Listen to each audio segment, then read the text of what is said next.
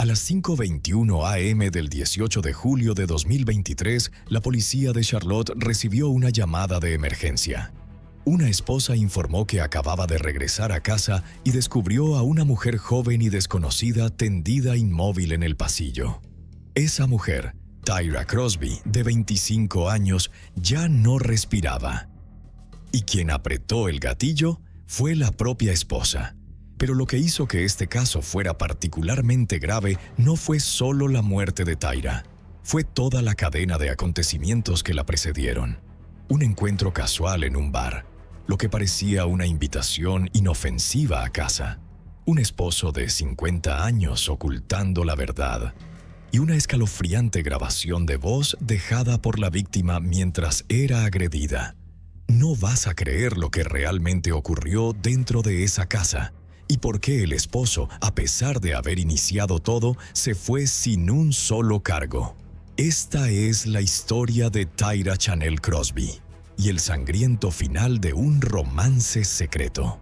Antes de que ocurriera la tragedia, cada una de las personas en esta historia tenía su propia vida, su propio camino. Pero luego, en un solo momento fatídico, sus vidas se cruzaron, y ninguno de ellos volvió a ser el mismo.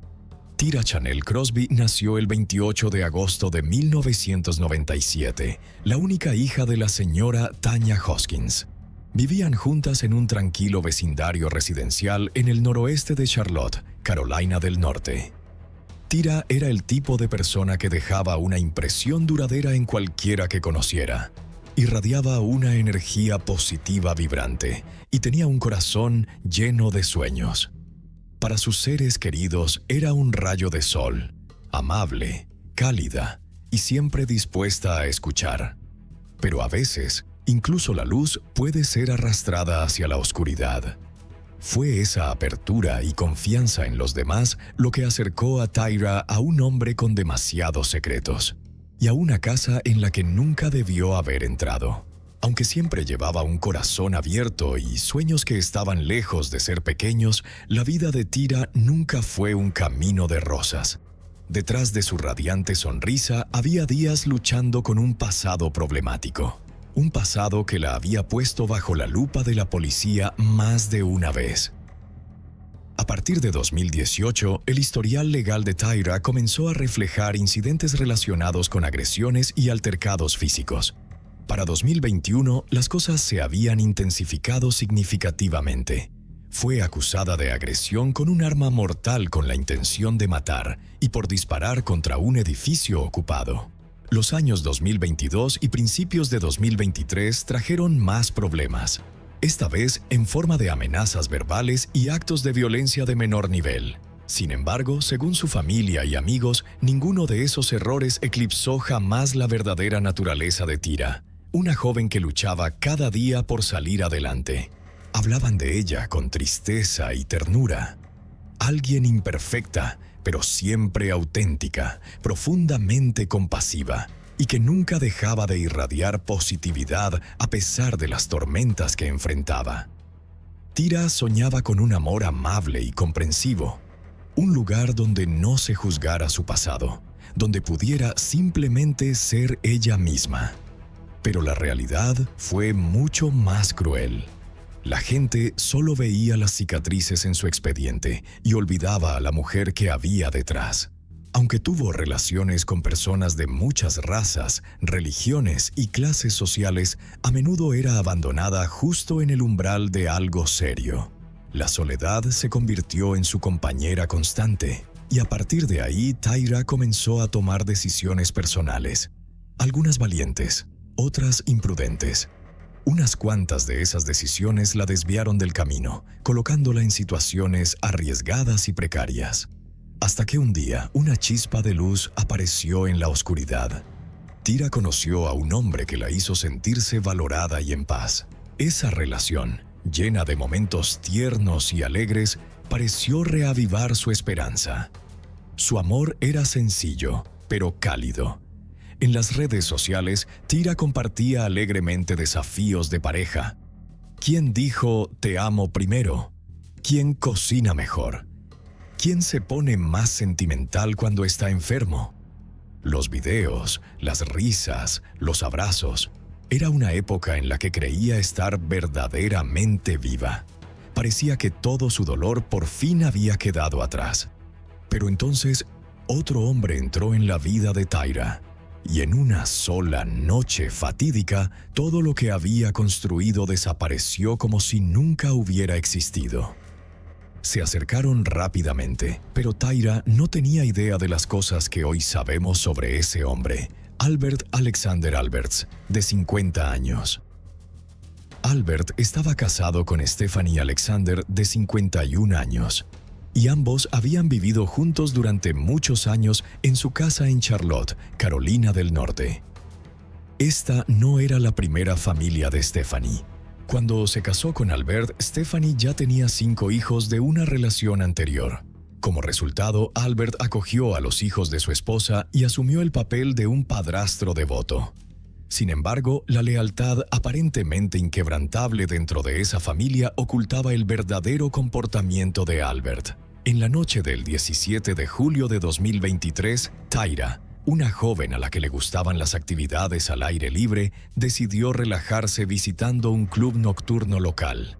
Fue sola, se compró unos tragos y estaba disfrutando su tiempo en el club, pero luego estaba a punto de conocer a alguien que haría que la noche pareciera aún mejor, o quizás un hombre que convertiría esa noche en la última vez que Tyra pisaría un club nocturno.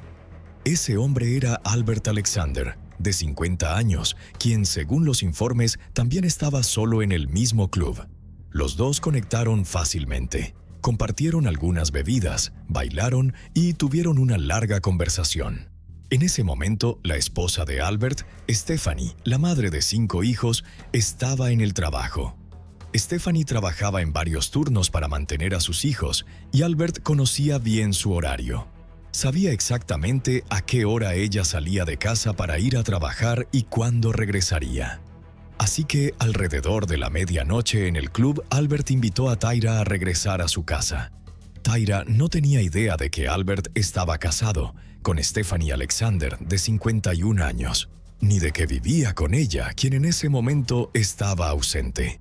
Hasta este punto, no está claro si la decisión de Tyra fue influenciada por la cantidad de alcohol que había consumido o por la conversación que mantuvieron antes. Pero aceptó la invitación de Albert, completamente inconsciente de su estado civil. Una decisión aparentemente inofensiva. Pronto se convertiría en una tragedia que llevaría a un enfrentamiento mortal más tarde esa noche. Esa noche, Tyra llegó a la casa de la familia Alexander. Allí, ella y Albert retomaron sus interacciones inconclusas del club y finalmente subieron al dormitorio. Pero esa noche dio un giro devastador cuando Stephanie regresó inesperadamente a casa alrededor de las 5 a.m. del 18 de julio de 2023. Irrumpió en la casa y se encontró con una escena espeluznante. Tyra estaba en la cama con su esposo. Conmocionada por la rabia y la traición, Stephanie supuestamente se abalanzó sobre Tyra, la agarró y comenzó lo que se convertiría en la peor pesadilla que Tyra había vivido. Mientras era atacada, Tyra intentó desesperadamente llamar a su madre para pedir ayuda. Trágicamente, la llamada fue a parar al buzón de voz, dejando una grabación escalofriante de sus últimos momentos. Ese mensaje de voz captó los sonidos de Tyra siendo brutalmente agredida antes de ser baleada y asesinada. El mensaje fue recuperado posteriormente por los investigadores, aunque nunca se ha hecho público. Su contenido sugiere que Tyra soportó tortura, una agresión física severa, y finalmente fue ejecutada tras un periodo prolongado de dolor. A las 5:21 a.m., Stephanie llamó al 911 para informar al Departamento de Policía de Charlotte-Mecklenburg que había disparado contra una mujer que encontró en su casa. Cuando los agentes llegaron a la residencia de los Alexander, Stephanie los condujo hasta el cuerpo de Tyra. Allí, los agentes se enfrentaron a una escena espantosa. Tyra yacía muerta. Su cuerpo mostraba signos de tortura y heridas de bala. La policía llevó de inmediato a Stephanie a la jefatura para interrogarla como principal sospechosa.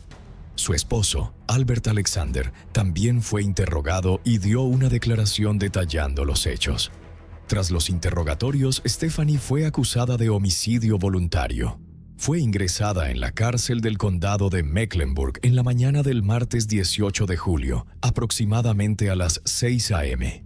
A pesar de la gravedad del cargo, fue puesta en libertad ese mismo día a las 2 p.m. después de pagar una fianza de $25,000. Lo que sorprendió a muchos fue que su esposo, Albert Alexander, no enfrentó ningún cargo. A pesar de que muchos creen que sus acciones fueron el verdadero detonante de esta tragedia, la familia de Tyra Crosby, especialmente su madre, Tanya Hoskins, estaba indignada por las circunstancias que rodearon la muerte de su hija. Tanya entregó la grabación del buzón de voz al Departamento de Policía de Charlotte-Mecklenburg, CMPD, y pidió que los cargos contra Stephanie Alexander fueran elevados. Tanya creía firmemente que su hija fue asesinada intencionalmente y argumentaba que el cargo actual era demasiado indulgente. Exigía que se elevara a asesinato en primer grado. También enfatizó que Tyra no era una intrusa en la casa de los Alexander. Había sido invitada por nada menos que el propio esposo de Stephanie, Albert Alexander. Según Tanya, eso invalidaba completamente cualquier alegato de defensa propia y creía que el asesinato había sido premeditado. Tanya dijo a los investigadores que en la trágica mañana del 18 de julio, Tyra había intentado llamarla para pedir ayuda mientras estaba siendo atacada, y creía que toda la situación había sido una trampa. Acusó a Stephanie Alexander de haber orquestado deliberadamente el encuentro, atrayendo a Tyra a la casa con la intención de matarla. Inicialmente se había especulado que Tyra había irrumpido en la casa, en parte debido a su historial legal complicado, pero las pruebas posteriormente confirmaron que eso no era cierto.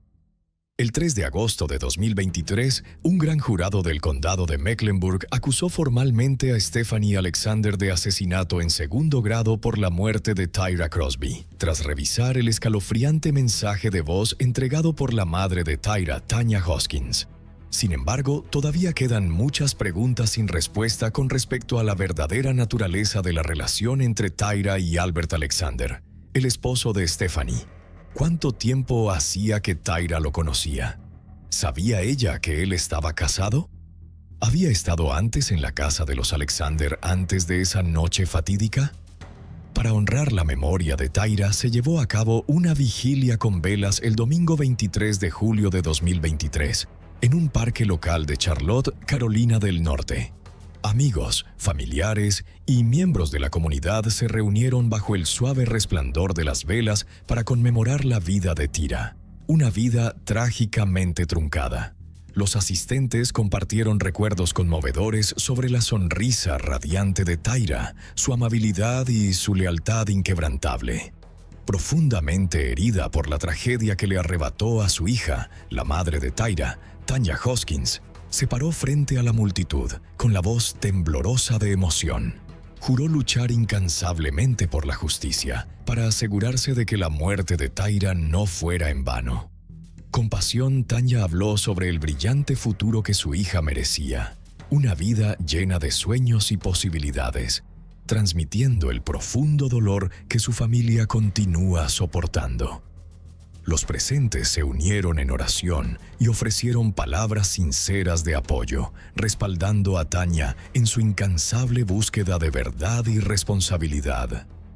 Tyra Chanel Crosby falleció con tan solo 25 años, a una edad en la que debería haber estado explorando la vida, construyendo el amor y mirando hacia un futuro mejor. En cambio, su vida terminó en una casa donde no tenía idea de que una esposa regresaba silenciosamente en plena noche. Murió por una bala, pero esa bala fue el resultado final de mucho más. Un hombre traidor, una esposa consumida por los celos y un sistema legal que muchos creen que no logró impartir justicia completa. Stephanie Alexander, la mujer que apretó el gatillo, fue inicialmente acusada solo de homicidio voluntario, pero fue la madre de Tyra, Tanya Hoskins, armada con el escalofriante mensaje de voz de los últimos momentos de su hija, quien lo cambió todo. Gracias a su persistencia inquebrantable, el cargo fue elevado a asesinato en segundo grado. Aún así, eso por sí solo no puede aliviar la pérdida insoportable que carga cada día.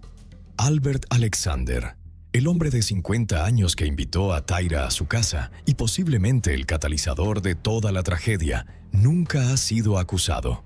Permanece libre, viviendo con un pasado que solo él comprende realmente. Tyra ya no está, pero su historia aún persiste dolorosamente en los corazones de muchos. ¿Qué habría pasado si no hubiera ido al club esa noche? ¿Qué pasaría si Albert no hubiera mentido? ¿Qué habría pasado si Stephanie hubiera elegido marcharse en lugar de tomar un arma? Demasiados ¿qué pasaría si? Y ninguno puede traer de vuelta a Tyra. Tyra Chanel Crosby fue sepultada el 24 de julio de 2023, rodeada por la luz de las velas de quienes la amaban. Pero la pregunta más grande aún queda en el aire. ¿Se hará justicia alguna vez por completo? ¿Qué opinas tú? ¿Debería el esposo en esta historia rendir cuentas? ¿Es Stephanie una víctima de traición o una asesina a sangre fría? ¿Y cuántas otras mujeres como Tyra están pagando el precio por las mentiras de hombres deshonestos? Comparte tu opinión. La joven solo deseaba celebrar su cumpleaños número 24 de una manera memorable. Un viaje a Houston, algunas fotos vibrantes y, tal vez, el primer paso hacia su sueño de convertirse en modelo. Pero menos de 2 días después de llegar a la ciudad, su teléfono fue encontrado al costado de la carretera, cubierto de sangre. Y desde ese momento, todos los rastros de ella parecieron desaparecer. Casi un año después, el torso superior de un cuerpo en descomposición fue descubierto en el bosque, y era Felicia Marie Johnson. ¿Qué fue lo que realmente ocurrió? ¿Y por qué un hombre que una vez buscó en Internet cómo convertirse en un asesino en serie sigue en libertad? Esta es la desaparición que conmocionó a Houston. Y no vas a creer lo que la policía encontró en el teléfono del sospechoso. El 7 de febrero de 2023, mientras caminaba cerca del lago Flamingo y la autopista 149 en el Bosque Nacional Sam Houston, ubicado en el condado de Montgomery, Texas, un residente local notó de repente una bolsa de basura rasgada que dejaba al descubierto huesos humanos. Poco después, las autoridades forenses confirmaron que se trataba del torso superior de una mujer, basándose en el tamaño del cuerpo. Cuando la policía llegó a la escena, ya tenían una idea de la identidad de la víctima. Sin necesidad de una investigación adicional, contactaron de inmediato a la familia Johnson para entregarles la trágica noticia. Felicia Johnson, una joven de San Diego, California, había viajado a Houston para celebrar su cumpleaños número 24. Desde entonces había desaparecido por completo. Su teléfono manchado de sangre y algunas pertenencias personales fueron encontrados esparcidos por el bosque, pero Felicia misma había desaparecido sin dejar ni una sola pista. Era la mayor de 3 hijos nacidos de Kevin Johnson y Felicia Lee Smith. Después de que sus padres se divorciaran, Kevin, incapaz de criar solo a 3 adolescentes, se volvió a casar con una mujer llamada Mira, con la esperanza de devolver algo de estabilidad a la familia. Felicia siempre fue vista como quien había heredado por completo la gracia de su abuela, desde su belleza delicada hasta su manera gentil, refinada y su cálida y radiante sonrisa. Incluso durante sus años escolares llamaba la atención, no solo por su apariencia impactante, sino por la confianza silenciosa que irradiaba desde su interior.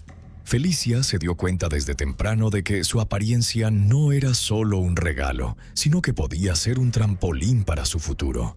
En lugar de verla como una simple suerte, deliberadamente la convirtió en parte de su estrategia de vida.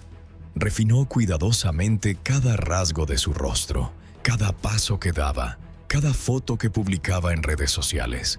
Para ella, la belleza era una herramienta, pero el sueño, una vida distinta, llena de glamour, ganada con sus propias manos, era el verdadero objetivo. A menudo se la veía con el cabello largo y pestañas gruesas y rizadas, generalmente mientras bailaba, porque esperaba convertir su sueño de convertirse en modelo en una realidad.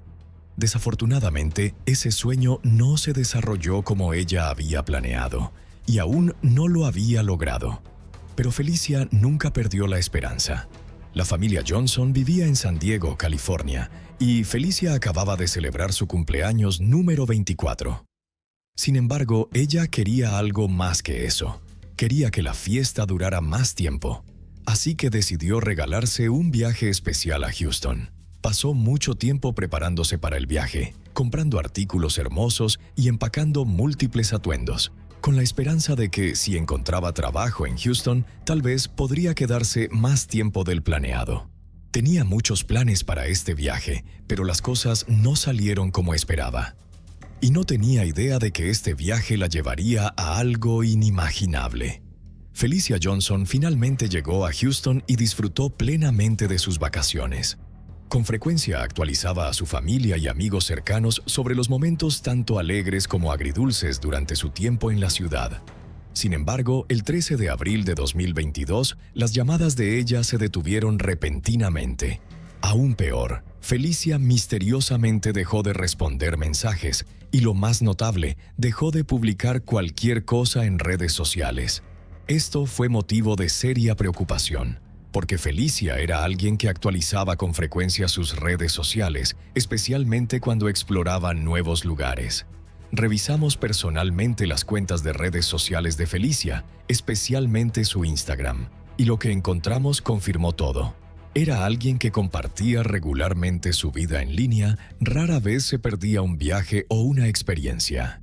Cada vez que pisaba un lugar nuevo, como este viaje a Houston, Felicia al menos publicaba una foto para marcar el momento. Así que su repentino silencio no solo era extraño, sino profundamente alarmante, especialmente para su padre, Kevin Johnson, quien siempre llevaba consigo una sensación de inquietud cada vez que su hija viajaba lejos. Felicia lo entendía bien y nunca lo había hecho esperar con preocupación. Su completa falta de comunicación era algo que ella jamás haría voluntariamente. Habían pasado 2 días y la familia aún no había tenido noticias de Felicia. Su temor seguía creciendo, lo que los llevó a contratar a un investigador privado para intentar localizarla. El investigador no perdió tiempo. Inmediatamente rastreó la señal de su teléfono hasta un parque llamado Bear Creek, ubicado en una zona boscosa de Houston. El teléfono fue encontrado al costado de la carretera, cubierto de sangre. Este descubrimiento confirmó los peores temores de la familia, y Kevin Johnson abordó de inmediato un vuelo hacia Houston para buscar a su hija. Cuando Kevin llegó a Houston, su primera parada fue el Departamento de Policía de Houston. Mientras presentaba otro informe de persona desaparecida, no dudó en criticar al departamento por su negligencia e indiferencia, que él creía se debía a que Felicia era una chica de color. Esta vez la policía decidió actuar, ya que la gravedad del caso estaba aumentando. Su primer destino fue el parque Bear Creek, ya que el teléfono había sido encontrado allí. Sin embargo, la búsqueda pronto llegó a un punto muerto debido a la densidad de los árboles y los múltiples senderos forestales inaccesibles que se ramificaban en diferentes direcciones. También existía incertidumbre sobre si el teléfono había sido arrojado desde un vehículo en movimiento, ya que fue encontrado cerca de la carretera. Otro obstáculo que entorpeció los esfuerzos de búsqueda fue la decisión deliberada del Departamento de Policía de mantener todo en secreto, evitando llamar la atención de los medios y del público. Creían que el responsable podría ser un residente local, y si se le alertaba podría esconderse fácilmente o destruir pruebas. Pero esta decisión terminó haciendo que el despliegue en Bear Creek fuera escaso y vacilante. La atmósfera en la escena era fría y lenta. Nadie creía realmente que encontrarían algo significativo. Luego, ese temor vago se convirtió rápidamente en una amarga realidad. La búsqueda se estancó. Para la familia Johnson, esto fue un golpe devastador. Pero no dejaron que la decepción apagara la esperanza. Kevin, un padre que no había perdido ni un solo día de búsqueda, declaró con firmeza: no se detendría, aunque le costara todo hasta traer a su hija de regreso a casa. comenzó colocando volantes y fotos de Felicia por todas partes, incluyendo una descripción que indicaba que era de ascendencia latina, de piel oscura, ojos marrones, con una estatura de 5 pies y 5 pulgadas, aproximadamente 1,65 metros, un peso de 68 kilogramos y un tatuaje de una mariposa y una rosa en el hombro derecho. Los residentes locales que vieron los volantes leyeron la información con atención y se mantuvieron más alertas. También se organizaron grupos de búsqueda y pronto toda la comunidad, incluyendo al FBI, se unió a los esfuerzos para encontrarla. Un activista social y recién nombrado líder de la organización New Black Panther Nation, llamado Quanell Aegis, habló públicamente, declarando que en los últimos 5 meses, 4 mujeres de piel oscura, que habían intentado concertar encuentros a cambio de dinero, habían desaparecido y posteriormente fueron encontradas muertas. Enfatizó que parte del problema se debía a que las autoridades solían retrasar las investigaciones en las etapas iniciales de este tipo de casos. Gracias al discurso del activista el 20 de abril, la policía decidió intensificar los esfuerzos de búsqueda. Sin embargo, a pesar de todos esos esfuerzos, la única nueva evidencia que se descubrió fue su billetera. Los investigadores entonces decidieron reconstruir la línea de tiempo de los acontecimientos para rastrear a dónde había ido. Entrevistaron a su familia y amigos, especialmente a aquellos con quienes se comunicaba con regularidad. A partir de esas entrevistas, los investigadores descubrieron que Felicia había intentado solicitar trabajo en un club nocturno para adultos llamado Cover Girls, ubicado en el noroeste de Houston. Su solicitud fue rechazada y poco después de salir del club llamó a un taxi. Después de eso, nadie volvió a verla ni a saber de ella. La familia Johnson y los activistas sociales estaban convencidos de que la desaparición de Felicia estaba relacionada con ese club y que el establecimiento no estaba revelando toda la información que conocía. Aunque todas las señales conducían gradualmente a un callejón sin salida, Kevin aún se aferraba a un último hilo de esperanza. Creía que su hija seguía con vida, tal vez atrapada en una situación fuera de su control, y que lo que debía hacer era seguir buscándola a toda costa. Los investigadores tampoco descartaron la posibilidad de que Felicia hubiera sido secuestrada pero no asesinada.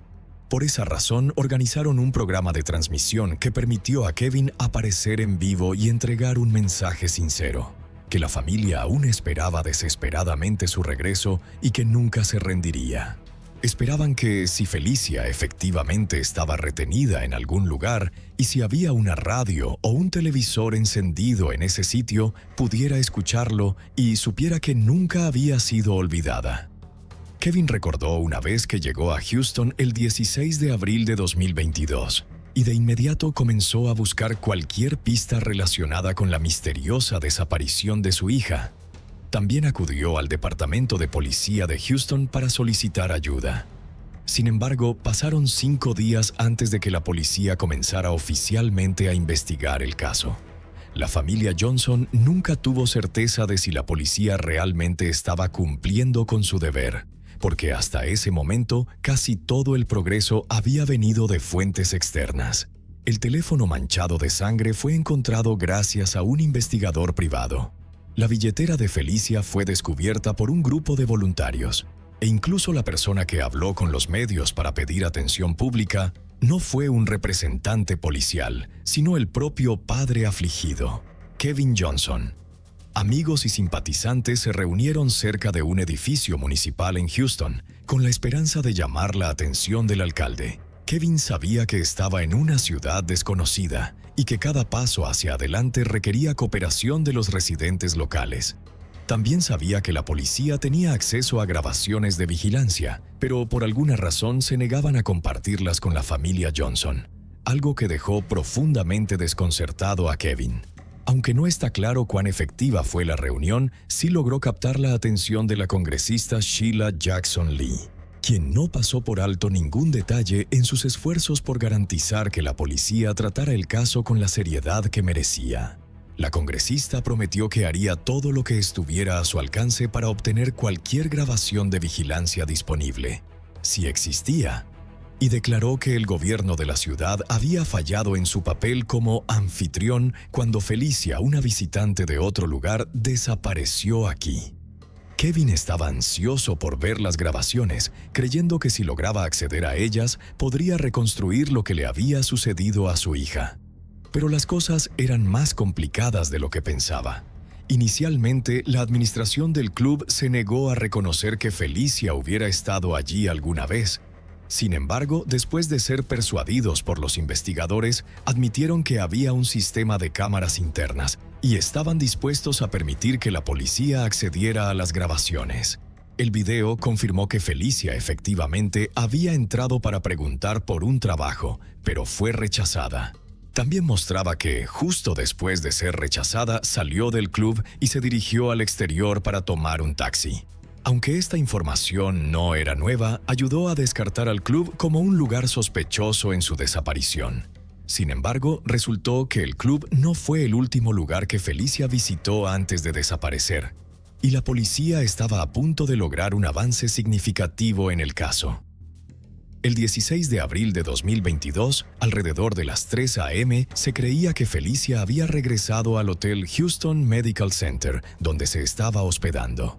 A partir de ahí, la policía pudo reconstruir la línea de tiempo de los acontecimientos basándose en esa pista. Justo después de ser rechazada en el club, Felicia había llamado a un taxi, pero por alguna razón el coche se retrasó. En ese momento, un hombre extraño le ofreció llevarla, y tras cierta vacilación, ella aceptó. Ese hombre la condujo hasta el hotel donde se hospedaba. Antes de ese momento, Felicia había publicado un anuncio en un sitio web de servicios de acompañantes y había comenzado a recibir respuestas. Entre esas respuestas, una en particular llamó la atención. Provenía de un hombre de 28 años llamado Chukwuebuka Nwobodo, un nigeriano estadounidense que vivía en Houston.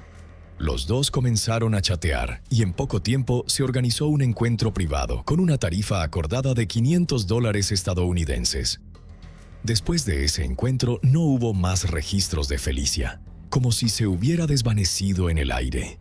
En este punto comenzó a quedar claro por qué el departamento de policía inicialmente no tomó el caso con seriedad.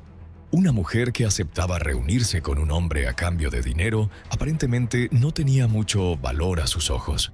No obstante, la policía pudo determinar que Nwobodo había pedido un Uber para recoger a Felicia en su ubicación y llevarla a un complejo de apartamentos en la cuadra 30200 de Wind Chase Boulevard, un lugar donde él había vivido entre 2017 y 2020. No está claro por qué Nwobodo eligió que la dejaran en su antigua residencia en lugar de la actual. Pero cuando Felicia llegó, él fue a buscarla y la llevó a su verdadero apartamento en South Richmond Avenue. Aproximadamente una hora después, el vehículo de Chuka fue captado por una cámara saliendo de su entrada, casi coincidiendo con el momento en que el teléfono de Felicia envió su última señal desde una torre celular cerca del Parque Bear Creek. La policía cree que él mató a Felicia en su casa y luego intentó deshacerse de su cuerpo y de su teléfono. Esto parecía haber sido una tarea difícil para él, ya que se le vio con vendajes, lo que sugiere que Felicia pudo haberse defendido con fuerza. El 16 de abril, Nwobodo fue captado por cámaras de seguridad en una tienda Hoods, comprando bolsas de basura, guantes, una linterna, una pala, una sierra eléctrica de cocina y una toalla. El 17 de abril se le vio visitando una clínica por una herida de cuchillo, lo que indica que no se deshizo del cuerpo de inmediato, sino que lo desmembró para facilitar su transporte. Cuando los investigadores descubrieron que fue Nwobodo quien pidió el transporte para Felicia, se convirtió instantáneamente en el principal sospechoso. La policía examinó el historial de búsqueda en su teléfono, y lo que encontraron fue asombroso. El historial de búsqueda en su teléfono incluía: cómo convertirse en un asesino en serie, la lejía destruye el ADN, el bosque más denso en Houston, cómo salir impune de un asesinato y lugares donde se puede vivir por solo $1,000. Estas búsquedas indicaban un asesinato premeditado e intencional. Sin embargo, lo que sucedió después fue aún más impactante.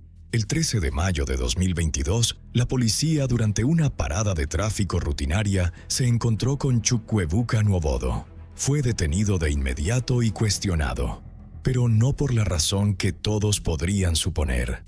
Fue llevado bajo custodia por infracciones relacionadas con el tráfico, junto con el hecho de que la policía encontró varios objetos sospechosos en su posesión, incluyendo una pistola, guantes de goma, una pala y manchas de sangre seca.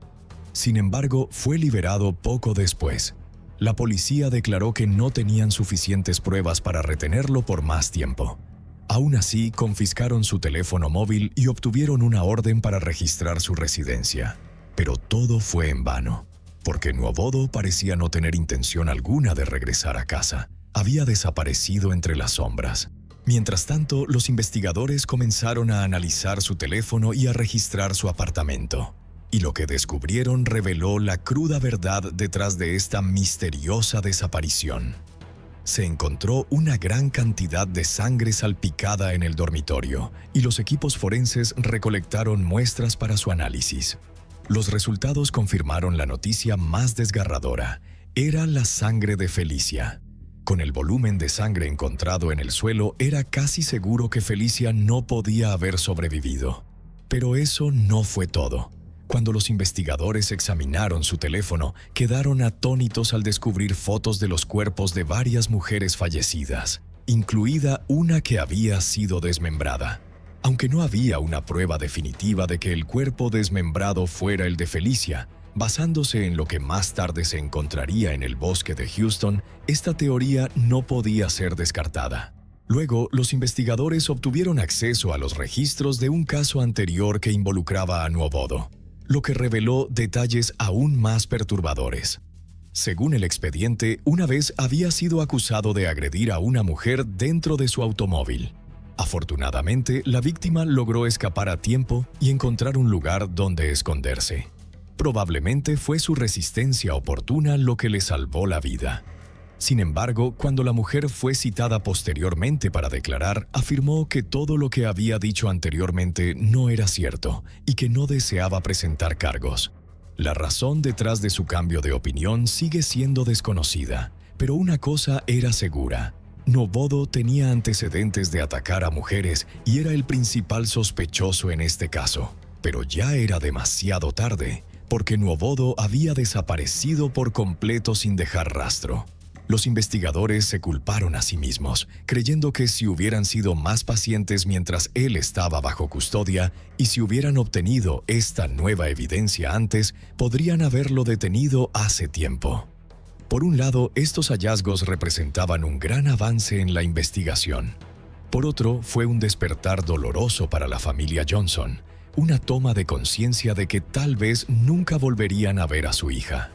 Se ofreció una recompensa de $5,000 a quien pudiera proporcionar información que condujera al arresto de Nwobodo, pero una pregunta crítica seguía sin respuesta. El cuerpo de Felicia aún no había sido encontrado. Su familia y seres queridos solo podían rezar, con la esperanza de que fuera localizada pronto, para que al menos pudiera recibir un entierro digno.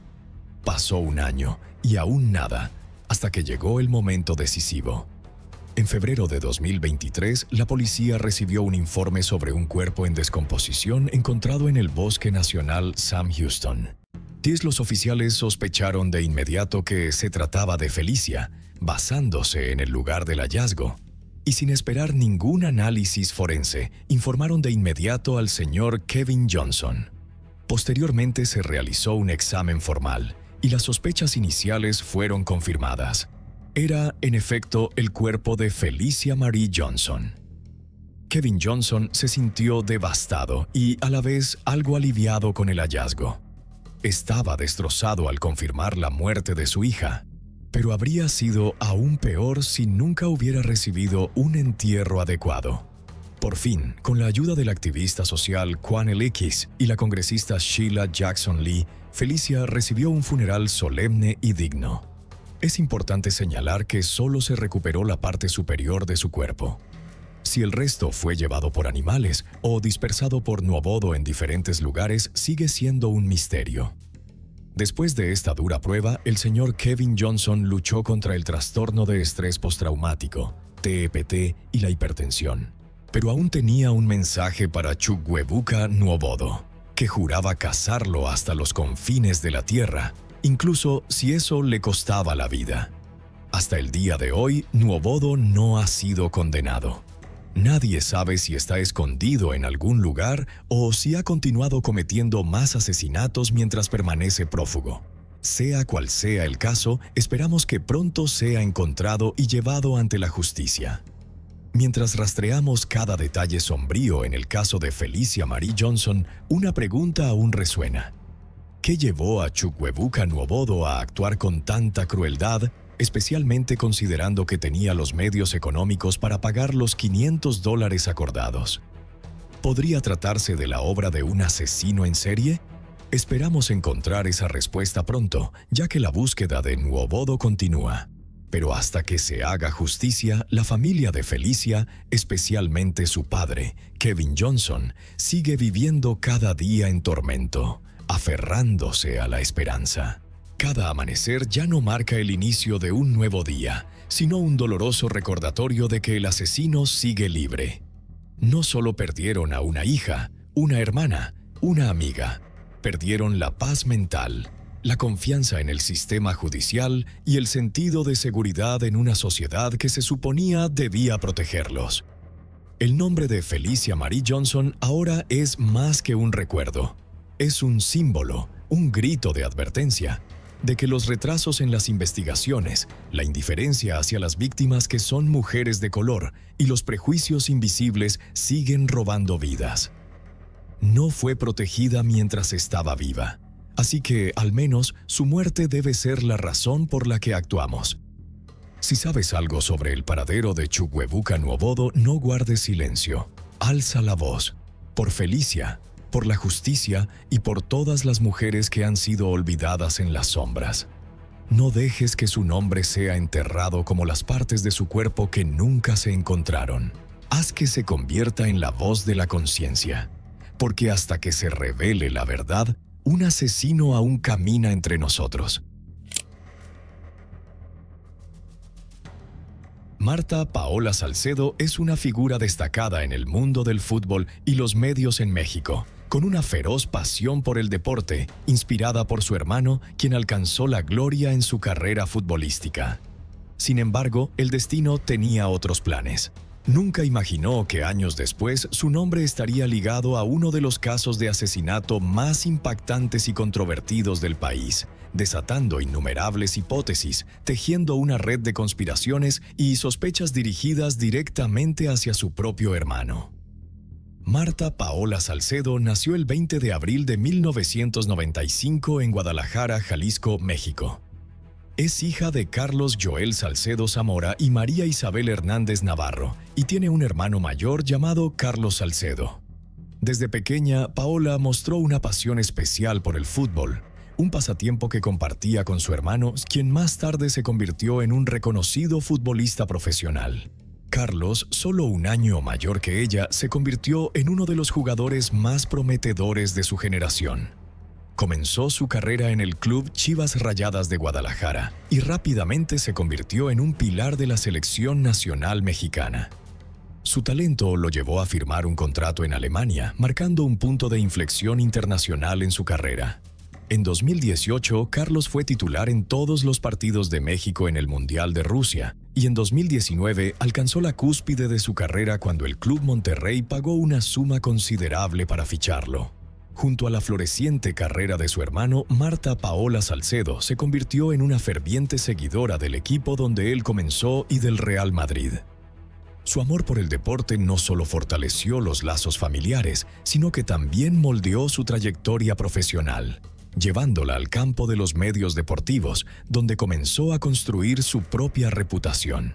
Aunque estudió relaciones públicas en una universidad privada después de la preparatoria, fue solo después de graduarse que comenzó a destacar en las redes sociales con contenido relacionado con el fútbol.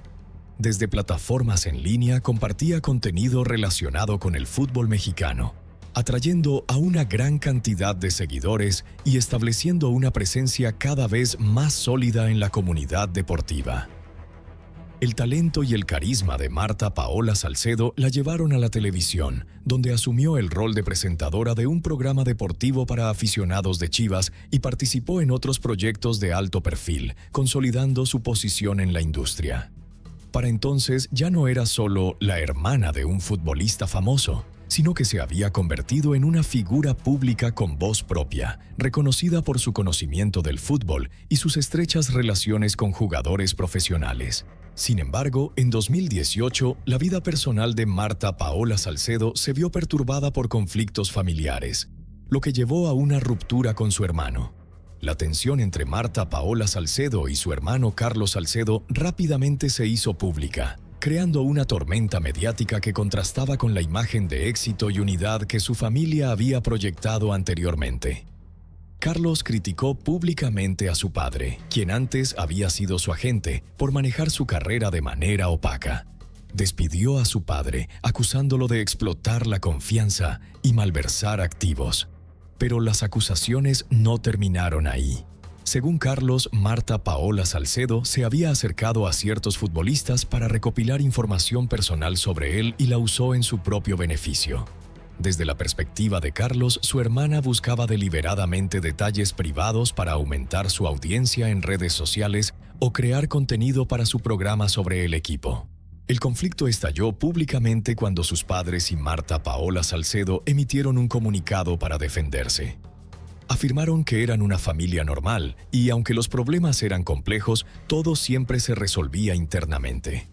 Sin embargo, el comunicado también contenía duras críticas, acusando a quienes rodeaban a Carlos de no protegerlo adecuadamente como figura pública, mientras apuntaban directamente a su esposa, Andrea Navarro, junto con algunos tíos y primos. Carlos respondió con otro comunicado, enfatizando que su decisión de cortar lazos con sus padres y su hermana era personal y no estaba influenciada por nadie. Declaró que tenía la claridad mental suficiente para tomar sus propias decisiones y no necesitaba la interferencia de otros para moldear su camino.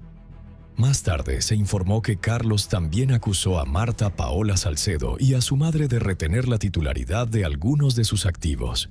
En una entrevista, Marta Paola Salcedo reveló que Carlos había sido aconsejado debido a problemas legales para transferir la propiedad de una casa a ella y de 2 autos a su madre para proteger sus activos. Sin embargo, él luego exigió que le devolviera la casa, pero sus padres le aconsejaron que no lo hiciera, especialmente porque Carlos estaba casado bajo un régimen de bienes mancomunados. Cuando los documentos no fueron devueltos, Andrea Navarro comenzó a difamarlas públicamente. En la misma entrevista, Marta Paola Salcedo relató que su relación con su hermano empeoró aún más cuando intentó advertirle sobre una supuesta aventura amorosa de su esposa. Según ella, esta revelación fue lo que llevó a Carlos a cortar completamente los lazos con ella.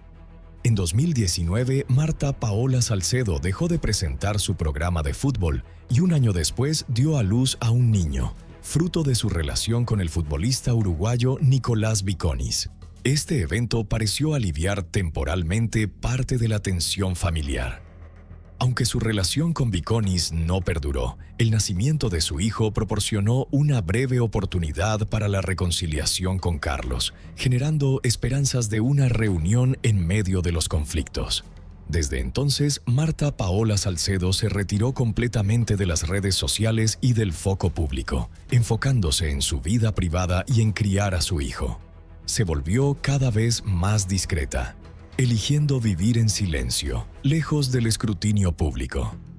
En sus últimas publicaciones en redes sociales, compartió una serie de selfies y fotos de un viaje por Europa con su madre. Mucho después, para el 4º cumpleaños de su hijo, publicó una compilación de videos con imágenes del pequeño Luca. En el mensaje que acompañaba el video sobre su hijo Luca, Marta Paola Salcedo escribió que el niño había cambiado su vida para siempre, sirviendo como una luz en medio de toda la oscuridad, y que ninguna palabra podía expresar completamente el amor que sentía por él. Marta Paola Salcedo decidió aventurarse en el negocio de la joyería, una pasión que había cultivado con el tiempo. Quienes la conocían elogiaban su capacidad para adaptarse y reinventarse, un rasgo que parecía ser parte de su carácter, siempre buscando nuevos horizontes y desafíos. A pesar de haberse retirado de la vida pública, en 2023, Marta Paola Salcedo se vio nuevamente envuelta en un escándalo cuando una tía la acusó a ella y a su madre, María Isabel Hernández, ante la Fiscalía de Jalisco de ser sospechosas de estar involucradas en el asesinato a tiros de su propio tío. Según la investigación, el motivo pudo haber sido una disputa por la herencia de ciertos bienes. Con este trasfondo, llegamos al 29 de junio de 2024, cuando el nombre de Marta Paola Salcedo quedó ligado a uno de los casos de asesinato más impactantes de México. Según fuentes, alrededor de las 3:00 de la tarde, ella estaba disfrutando de una función en un circo itinerante en el Estado de México, con su hijo de 4 años, Luca, que incluía acrobacias, payasos y actos impresionantes. En un momento dado, Marta Paola Salcedo salió de la carpa del circo y se dirigió al estacionamiento donde estaba aparcada su camioneta Suburban blanca, que se cree era el vehículo que usó para llegar. Mientras estaba junto al vehículo y respondía tranquilamente una llamada telefónica, asaltantes armados se acercaron repentinamente y le dispararon varias veces antes de huir sin dejar rastros inmediatos. El incidente se desarrolló en cuestión de segundos. Según algunas fuentes, el ataque tuvo lugar frente a su hijo, añadiendo brutalidad al crimen. Sin embargo, otros relatos sugieren que Luca estaba con la mujer que a menudo ayudaba a Marta Paola Salcedo a cuidarlo, y que, al recibir la llamada, ella salió del evento, dejando a su hijo dentro de la carpa del circo. Inmediatamente, Marta Paola Salcedo fue colocada en su propio vehículo por un hombre que la acompañaba según testigos. Sin demora, esta persona condujo al hospital en un intento desesperado por salvarle la vida. En el camino, interceptaron un patrullero de la policía local y solicitaron ayuda con urgencia. Los oficiales, reconociendo la gravedad de la situación, escoltaron el vehículo y despejaron un camino a través del tráfico.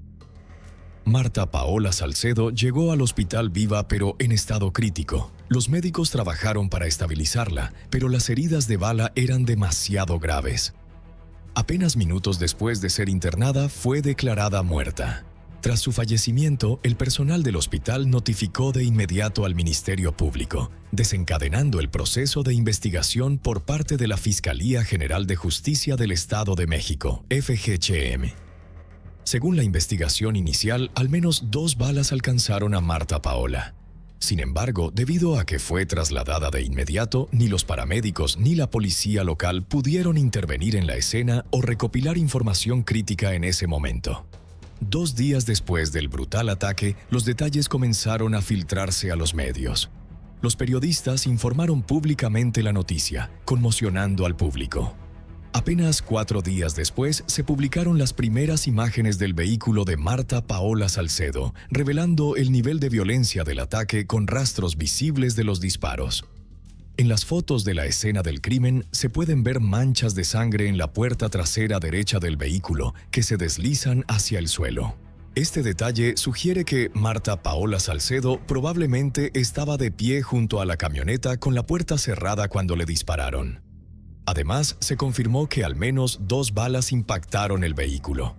Otras imágenes que circularon en las redes sociales, aparentemente tomadas poco después del incidente, muestran al menos a 4 personas de pie cerca del vehículo, incluida una mujer que se cree era una doctora que proporcionó los primeros auxilios en la escena.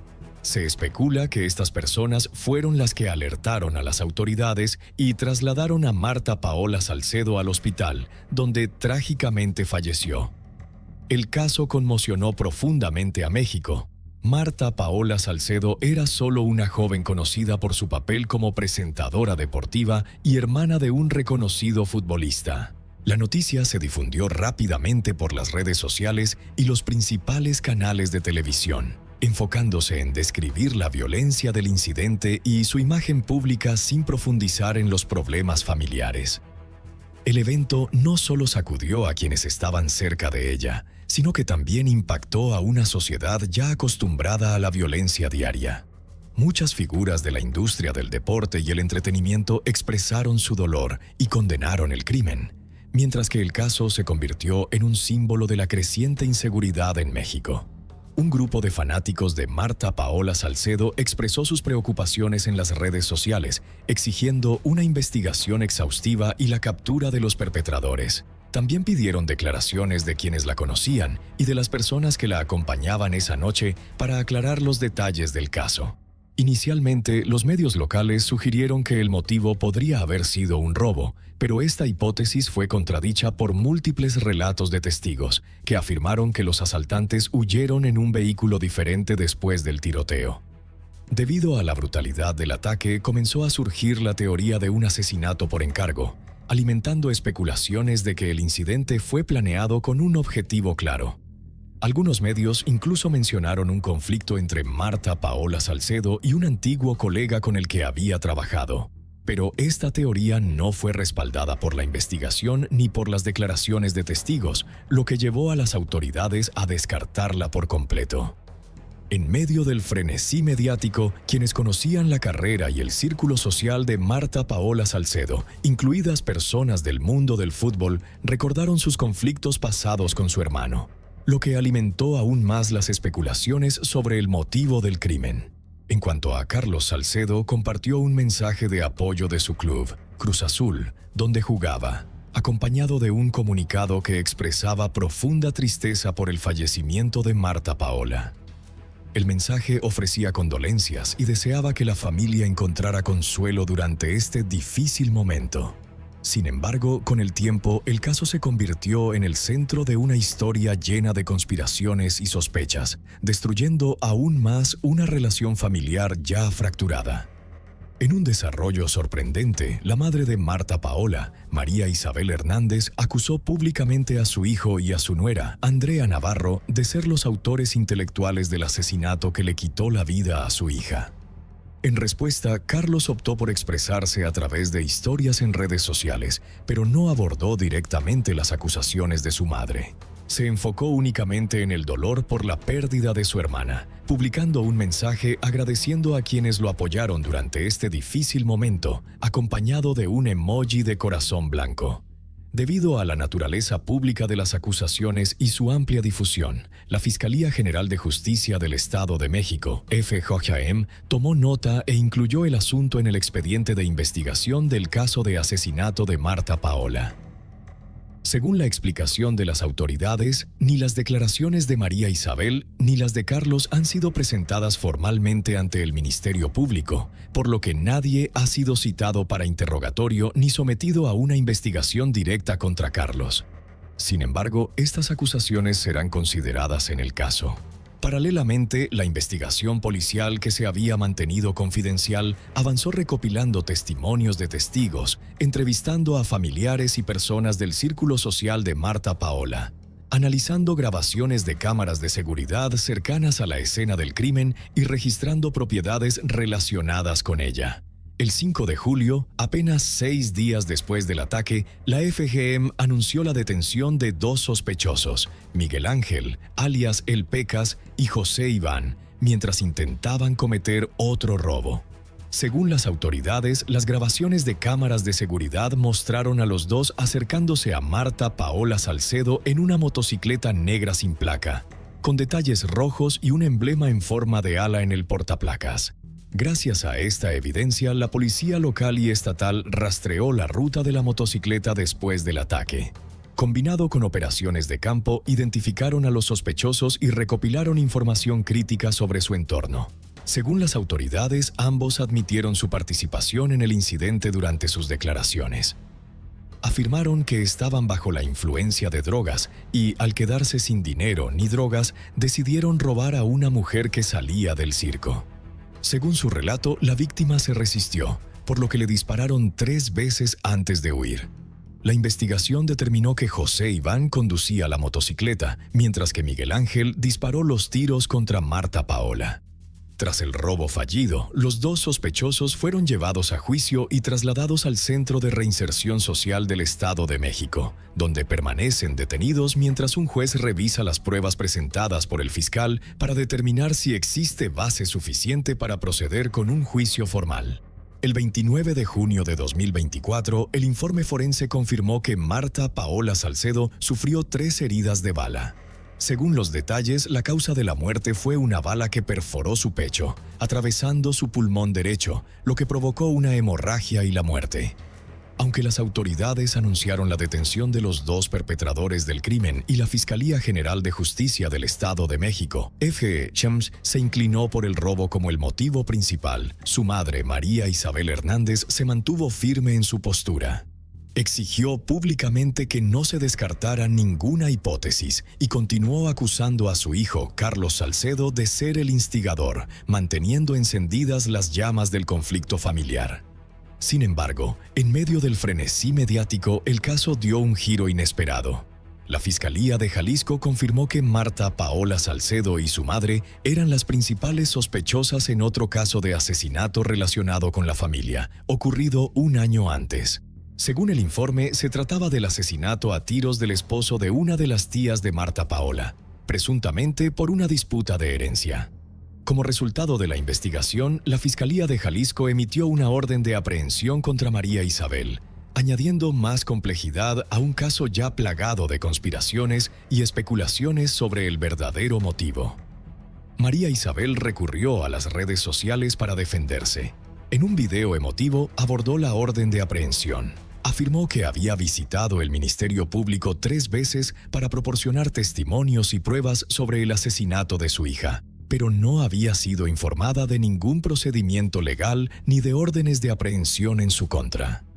Con un tono resuelto, argumentó que esta acción era un intento de silenciarla mientras señalaba irregularidades en la investigación del caso de su hija. Enfatizó su exigencia de justicia no solo para Marta Paola Salcedo, sino también para limpiar su propio nombre de lo que consideraba una campaña de represalia. Declaró: "Con respecto al asesinato de mi hija, durante el último mes hemos ido a la Fiscalía Estatal más de 3 veces, presentando pruebas y señalando a los autores intelectuales. Unos días después, el fiscal proporcionó información y acordó actualizarnos sobre la conversación con mi hijo mientras emitía una citación para Andrea Navarro Elizondo, pero eso no se ha hecho".